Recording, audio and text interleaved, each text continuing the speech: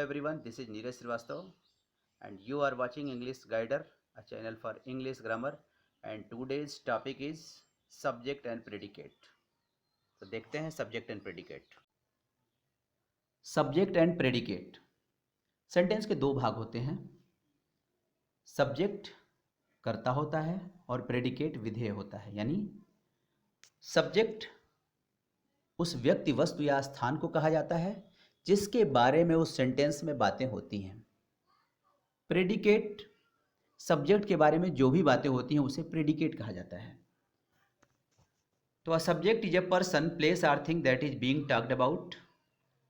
जैसे इस एग्जाम्पल में बर्ड्स फ्लाई, किसके बारे में बातें हो रही हैं? बर्ड्स के बारे में बातें हो रही हैं. तो बर्ड्स इस वाक्य का सब्जेक्ट हो गया. और क्या बातें हो रही हैं? फ्लाई, ये इस वाक्य का प्रेडिकेट हो गया. Mohan is a good student, किसके बारे में बात हो रही है? मोहन के. तो मोहन इस वाक्य का सब्जेक्ट हो गया और जो बातें हो रही हैं इज अ गुड स्टूडेंट, यह इस वाक्य का प्रेडिकेट हो गया.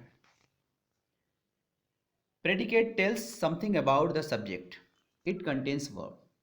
यानी प्रेडिकेट सब्जेक्ट के बारे में कुछ बताता है, इंफॉर्मेशन देता है, कोई स्टेटमेंट देता है. इट कंटेन्स अ वर्ब, यानी इसमें कम से कम एक क्रिया होती है, एक वर्ब होता है. अब सब्जेक्ट एंड प्रेडिकेट के पार्ट्स को इस एग्जांपल में छांटते हैं. Radha goes to school. आप ऐसे जान सकते हो, आप अपने आप से क्वेश्चन करो कि इस सेंटेंस में किसके बारे में बात हो रही है. Who is being talked about? Answer मिलेगा तुरंत, राधा. यानी इस वाक्य में राधा के बारे में बातें हो रही हैं. और दूसरा हम क्वेश्चन करते हैं अपने आप से, what is being talked about, यानी राधा के बारे में क्या बातें हो रही हैं. आंसर मिलेगा अपने आप से, गोज टू स्कूल. यानी राधा के बारे में बात हो रही, राधा हो गया सब्जेक्ट, और जो बातें हो रही हैं गोज टू स्कूल, यह इस वाक्य का प्रेडिकेट हो गया. दूसरा सेंटेंस लेते हैं, दे आर प्लेइंग फुटबॉल. किसके बारे में बातें हो रही हैं? दे. क्या बातें हो रही हैं? Are playing football. तो दे सब्जेक्ट हो गया, आर प्लेइंग फुटबॉल जो है प्रेडिकेट है. जो सब्जेक्ट है उसको रेड कलर से कर दिया गया है और जो प्रेडिकेट वाला पोर्शन है उसको ग्रीन कलर से किया गया है, ताकि आपको सुविधा हो जानने में. अब सब्जेक्ट में क्या क्या चीजें आ सकती हैं? तो सब्जेक्ट में नाउन आ सकता है, प्रोनाउन आ सकता है, जीरंड आ सकता है, इन्फिनिटिव आ सकता है. अगर प्रोनाउन आया है तो प्रोनाउन सिर्फ एक वर्ड का होता है, जैसे आई, यू, ही, सी, इट. ये अपने साथ कोई और वर्ड नहीं लेके आता है. लेकिन नाउन अपने साथ एक शब्द भी लेके आ सकता है, अनेक शब्द भी लेके आ सकता है.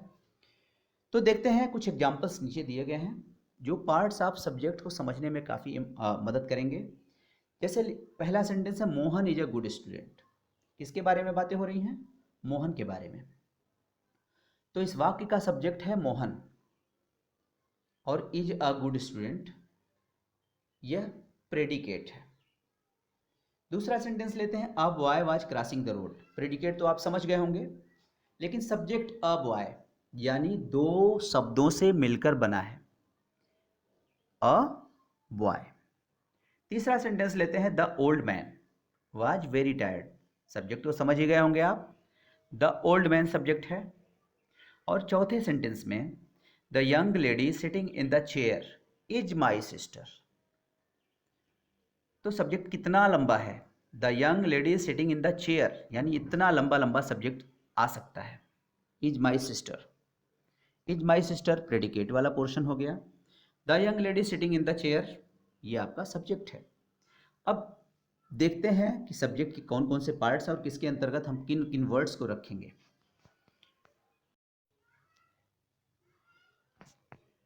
तो हम देखते हैं इसमें नाउन कौन कौन से हैं. पहले सेंटेंस में मोहन नाउन है, दूसरे में बॉय, तीसरे में मैन और चौथे में लेडी.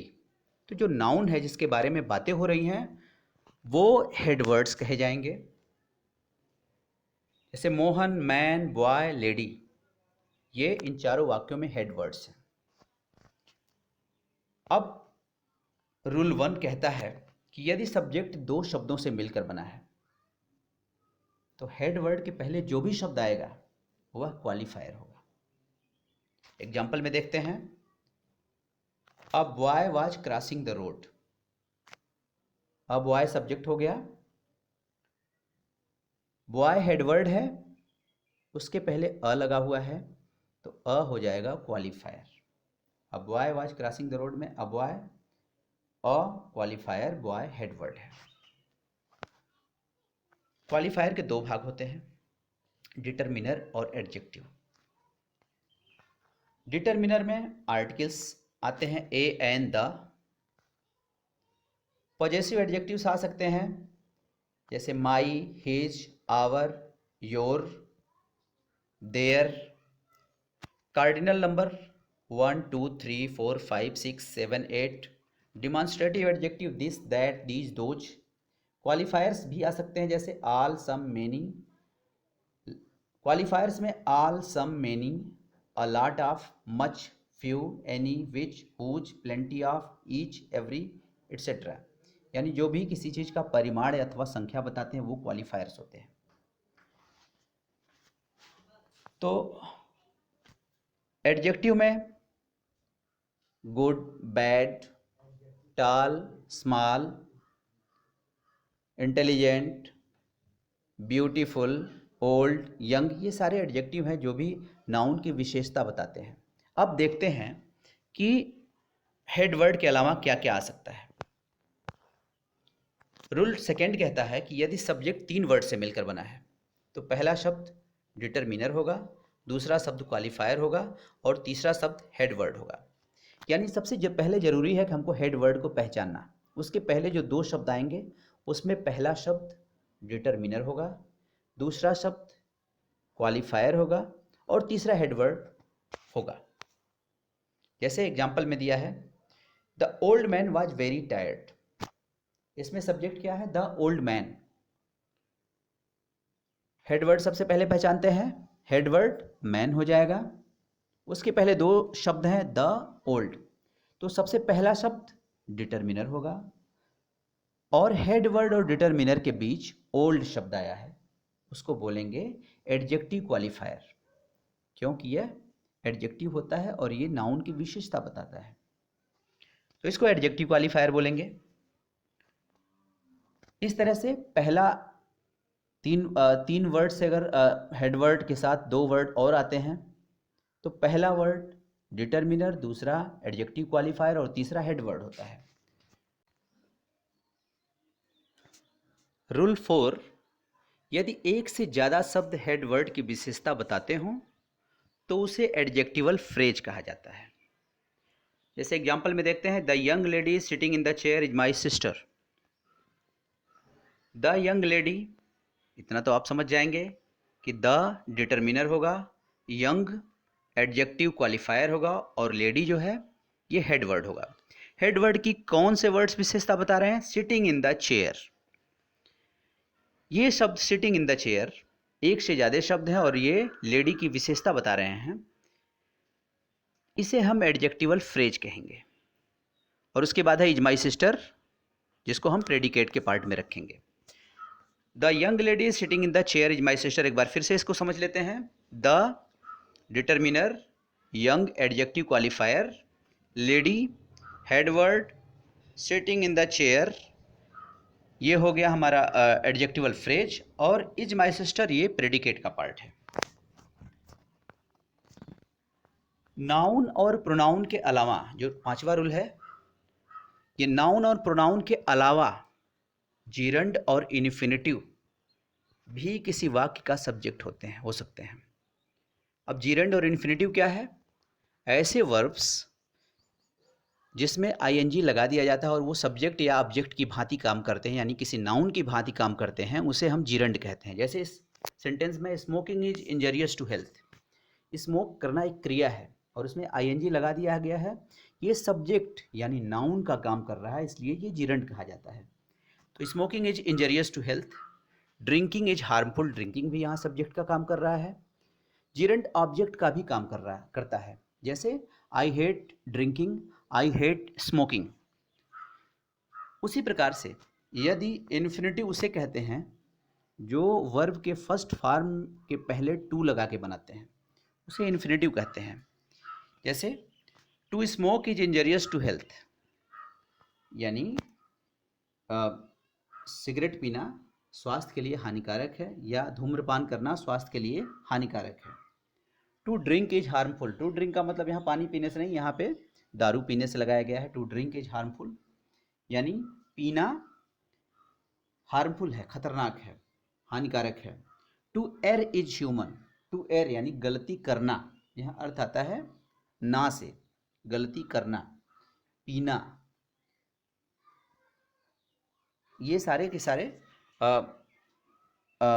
इन्फिनेटिव हैं, यानी ऐसे वर्ब्स जिसमें आईएनजी लगा हो और वो सब्जेक्ट या ऑब्जेक्ट या नाउन का काम करते हैं, उन्हें हम जीरंड कहते हैं। और ऐसे वर्ब्स जिनके फर्स्ट फॉर्म के पहले टू लगा होता है, वो सब्जेक्ट या ऑब्जेक्ट का काम करते हैं, उन्हें हम इन्फिनेटिव कहते हैं। तो जीरंड स्मोकिंग हो गया, ड्रिंकिंग हो गया, और infinitive to smoke, to drink, to err, ये सारे के सारे जो है ना, ये सब्जेक्ट और ऑब्जेक्ट की जगह यूज हो सकते हैं। अब एक्सरसाइज में कुछ समझते हैं, इसको थोड़ा सा एग्जाम्पल है, मैं आपको करके दिखा दे रहा हूँ solve. The blind man with a stick crossing the road, इस पूरे सेंटेंस में कहाँ से कहाँ तक सब्जेक्ट और प्रेडिकेट है? The blind man with a stick, यहाँ तक हमारा सब्जेक्ट हो गया, और क्रॉसिंग द रोड ये हो गया प्रेडिकेट। अब इसके पार्ट्स को जानते हैं। The, determiner, blind, adjective, qualifier, man, headword, with a stick, adjectival phrase, क्योंकि ये मैन की विशेषता बता रहा है। दूसरे में running is a good exercise, अब तो आप समझ गए होंगे रनिंग क्या है, आईएनजी लगा है इसलिए रनिंग क्या है, जीरंड है और वो सब्जेक्ट का काम कर रहा है। टू वर्क इज वर्शिप, इसमें टू लगा है, वर्ब की फर्स्ट फॉर्म है और ये सब्जेक्ट का काम कर रहा है, इसलिए इसे हम इन्फिनेटिव कहेंगे। There are 40 students in my class, अब यहाँ पे देयर आ गया, तो देयर को हम ऐसे सेंटेंसेज में इंट्रोडक्टरी सब्जेक्ट कहा जाता है। इसको क्या बोलते हैं? इंट्रोडक्टरी सब्जेक्ट बोला जाता है। There are 40 rooms in my school, there are 10 members in my family, ऐसे जो सेंटेंस आते हैं वहाँ पे जो देयर होता है वो इंट्रोडक्टरी सब्जेक्ट के रूप में होता है। अब एक्सरसाइज है, इसको मैं आपको बोल दे रहा हूँ और आप इसको अपने घर पे करिए, उसको कमेंट बॉक्स में जाके मुझे इसका आंसर बता सकते हैं, लिख सकते हैं और मेरे पास भेज सकते हैं। तो classify the parts of subject, आपको यहाँ सब्जेक्ट के पार्ट को छांटने हैं और इसको क्लासीफाई करना है कि कौन ये किस में है, डिटर्मिनर है, एडजेक्टिव क्वालिफायर है, हेड वर्ड है या एडजेक्टिवल फ्रेज है, इन्हीं में आपको कैटेगराइज करके भेजना है। पहला सेंटेंस है he is very intelligent boy, दूसरा है the young boy was running on the road, third the man in blue shirt is my father, fourth birds fly, fifth my elder brother lives in Delhi, sixth the small boy in red shirt is my younger brother, seventh Rahul and Rohan are friends. ये 7 exercises हैं जिनको आप करिए और आपकी अच्छी खासी practice. अगर आपको ये वीडियो पसंद आया हो तो इसको ज़्यादा से ज़्यादा लाइक करें, शेयर करें और सब्सक्राइब करें। Thank you.